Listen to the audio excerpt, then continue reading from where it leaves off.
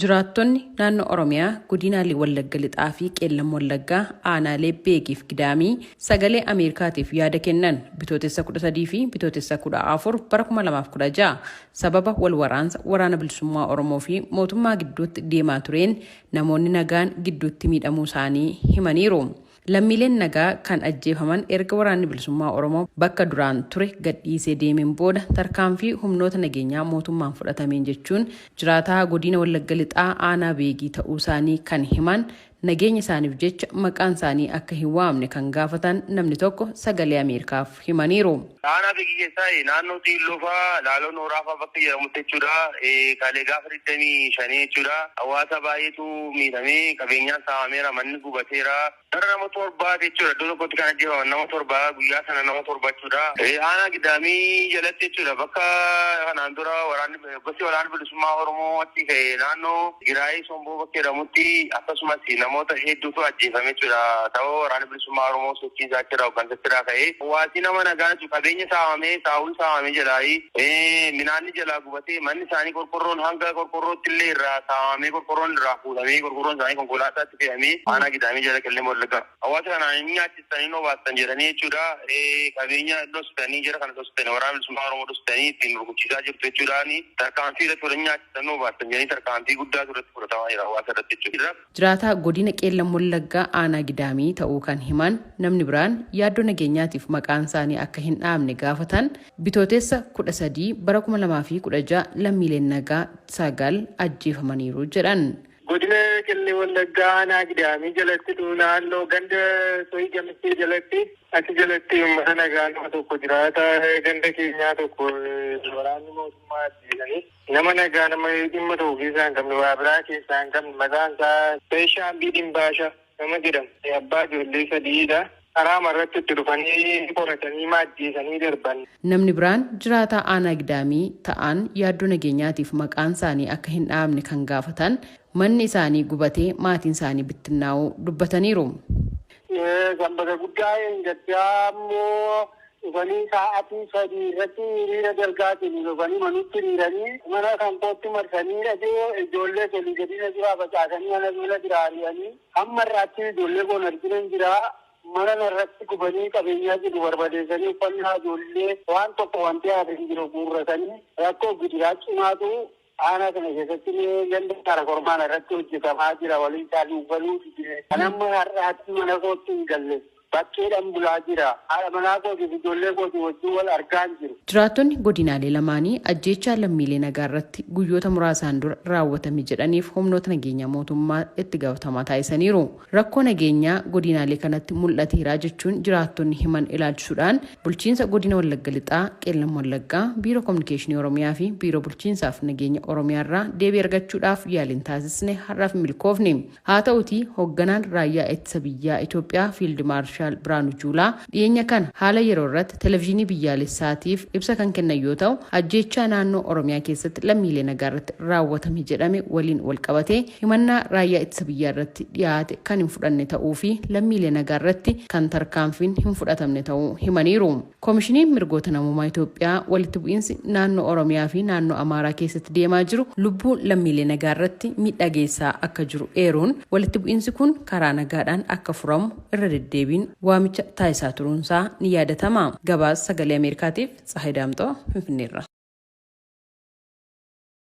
Waggoota 39 dura Waashingtan DC fi naannoo ishee kan jiraatan hawaasni musliimaa dhalattoota Itoophiyaa fi Eertiraa ta'an faawundeeshinii First Hijiraa jedhamu hundeessuun ayyaanotaa fi wantoota hawaasummaa biroo bakka tokkotti walitti dhufuun kabajatu. Sanbata xiqqaa dabarsine kana jechuunis gaafa bitootessa 23 bara 2024 walakkeessa sooma ramadaanaa isa 1446ffaa bara kana sagantaa iftaaraa kutaa Virgiiniyaa keessatti kan argamu mana barumsaa Anaadeel sadarkaa lammaffaa keessatti gaggeessaniiru. Obbo Ismaa'eel Haji Alii Abbaadiggaa hirmaattota sagantaa iftaaraa kana keessaa tokko kan ta'an bakka kanatti waggaa waggaan hawaasa musliimaa naannoo kana jiraatan waliin akka iftaaran akkas jechuun ibsu.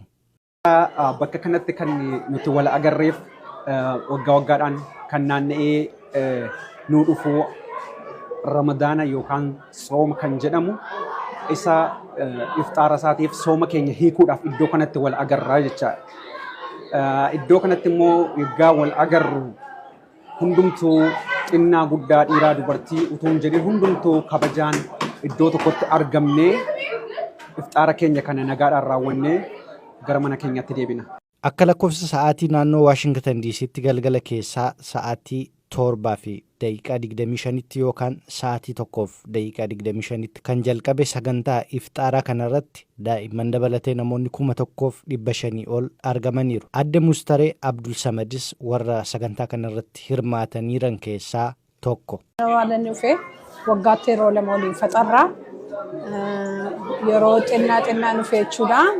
Isa malee immoo xinnaa Saatardee First Hijraat waliin faxarraa wal geenyee just community keenya wal guddisuu dhufiyyi wajjiniin ijoolleen keenya wal arguudha wajjiniin asitti wal agarraa jenna. Bakka amma sagantaan iftaaraa itti gaggeeffame kana faawundeeshiniin First Hijraa masjiidaan alatti mana barumsaa oolmaa daa'immanii irraa kaasee hanga sadarkaa tokkoffaatti barsiisu mana barumsaa biteera. Manni barumsichaas daa'imman naamusa amantaa Islaamaan akka guddataniif kan gargaaruudhaas jedhameera. Obbo Ismaa'eel manni barumsaa kun First Hijraan bitamuu isaaf faayidaa inni qabu yommuu ibsan. Akka mana kootiiti akka miseensaattis ni jiraadha akka hirmaannaa qooda fudhadhee uummata koos immoo nan tajaajila. Amma immoo kanarra darbinee alhamdulillah rabbiin galanni haa ga'u carraa guddaa rabbiin nu laatee mana barumsaa kan qabu masgida mataasaa danda'ee bitannee jirra. Achirratti immoo dhiibbaa karaa biyya kana keessatti nurra gahaa jirurraan kan ka'e isa ofirraa fonqolchuudhaaf mataa keenya dandeenye akaadaamii keessaanis karaa amantii keenyaatiinis wal duukaa wal bukkee qabnee ijoollee keenya barsiisachuudhaaf fuulduratti adeemuudhaaf carraa guddaa rabbiin nu laateera. Kanaaf iyyuu lafti nu arganne kunis lafa guddaa mana barumsaa guutummaa kan qabu eenyuun iyyuu mucaa namaa eenyuun iyyuu kan ta'e hirmaachisee eenyuun iyyuu irratti barachuu kan danda'udha. Kanaaf guddaa gammanneerra uummati naannoo kana jirus akka gaariitti nu gammadeera alhamdulillah. Itti dabaluunis hawaasni musliimaa naannoo kana jiraatan mana barumsaa kana cinaa haa dhaabbannu jechuun dhaammatu obbo Ismaa'eel. Jalqabbii amma jalqabnee jiru kan akka First Hijraatti. First Hijraan kun community guddaadha. Naannoo kanatti beekamaadha. Isa addunyaa irratti iyyuu beekamaadha. Maqaan isaa manni isaa xiqqoo ta'u malee keessi isaa guddaadha. Uummata baay'ee of keessatti qabee jira. Beektoota ogeessa hedduu of keessaa qaba. Kanaaf iyyuu obbolooti keenya naannoo kana jirtan kan beektan beekumsa keessanii inni qabeenyaa qabus qabeenyaa isaatiin nu bukkee bu'ee ijaarsa mana barumsaatiif jalqabne kanarratti nu bukkee akka buutanii nu gargaartan amaanaa isiniin jedha. Adde Mustareenis gama isaaniin. Ramadaana guddaa bareedaadha. Alhamdulillah rabbil alamin gooftaa kanaan nu gahe hundumaaf iyyuu baga Ramadaana guddaa rabbi nu gahe waggaan nu haa gahu hundi keessanuu wal geenyee wajjiniin biyya keenyas asis ijoollee keenyaafis wajjiniin akka taanu wajjiniin akka abbannu taana waggaan nu haa gahu rabbi biyya keenyas isaasis chaachis rabbi nuuf nagaa nuuf taasisu Filisxeemiinis immoo rabbi najaa baasuuni ummanni Filisxeem tuqamoo jechuun nu tuqamoo jechuun rabbi najaa nu haa baasu alhamdulillah. Faawundeeshiniin First Hijraa kanaan dura Waashingtanii fi naannoo isheetti masjiidota 2 kan baneeru yommuu ta'u inni ammaa kun isa sadaffaa fi tajaajiloota hedduuf kan oolu maallaqa doolaara Ameerikaa hanga miliyoona 3 baasas jedhameera jechuun kan gabaaste gabaastuu sagalee Ameerikaa kan afaan Amaaraa Eden Garramoowla.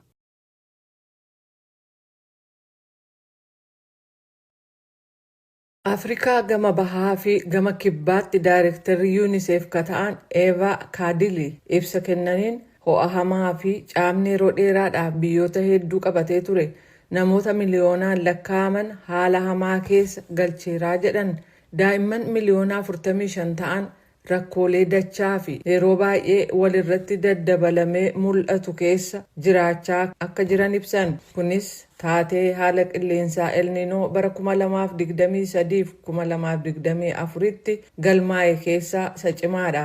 Afrikaa bahaa fi kibbaa keessatti UNICEF fi gorsituu waa'ee nyaata lamaa akka ta'an Kiristaanaa Roodert sagalee Ameerikaaf akka himanitti biyyoota naannoo isaanii hedduu keessatti daa'imman hir'achuu yookaan hanqina nyaataa cimaadhaan rakkatan baay'ee ol aanaa ta'uu ibsaniiru.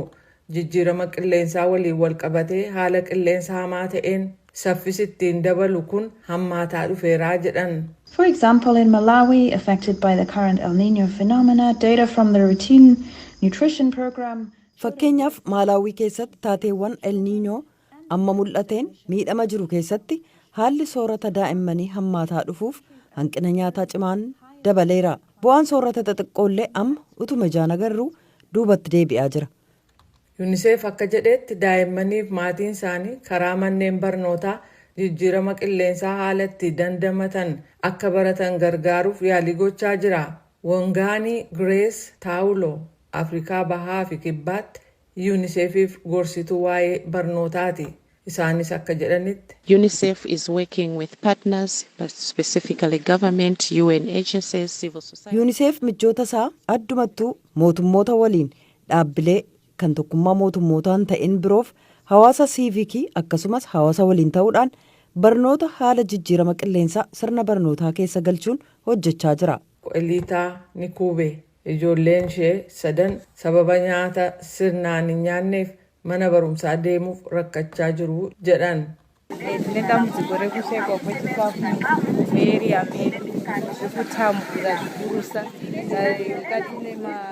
Rakkoo nyaata dhabuu qabna. Hiyyummaa keessa jiraachaa jirra. Arjoomtota dur nyaata nu gargaaran qabna turre garuu deemaniiru. Osoo yaada isaanii jijjiiranii nyaata kennan yookaan waan biroo hojjetan nuu kennanii natti tola. Bara kana waan maasiirraa nyaannu hin qabnu gargaarsa kadhataa jirra. Beeladaaleen keenyas bishaan dhugan hin qaban. Re'oonnii fi loonni keenyas du'uun isaanii waan oolu miti jetteetti.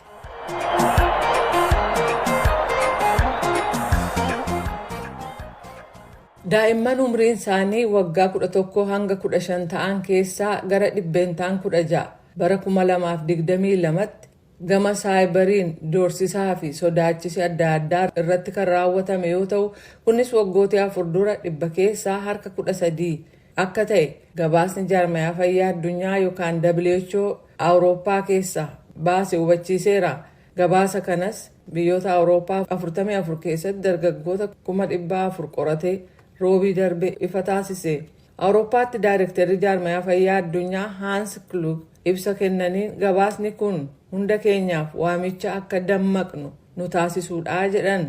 Qorannaa moggaafama amala fayyaa ijoollee umrii mana barumsaa keessa jiranii jechuun gaggeeffame kun yeroo fi bakka hundaatti doorsisa gaggeeffamu akka furuuf ta'e ibseera. Jaarmayaan fayyaa addunyaa akka hubachiisetti weerarri rakkoo kanaa akkaataa dargaggoonni itti amala waliif qaban jijjiireera. Hokkara gama intarneetiin gaggeeffamu kana to'achuuf akkasumas waa'ee isaa hubachiisuuf caalaatti qophaa'uu qabnaa kan jedhan gabaasa kana hoogganuun kan barreessan Aliinaa Koosma Stookholm Sweden irraa dhaabbata oduu Ajaans France Press yookaan AFP waliin gaggeessaniin akkas jedhan.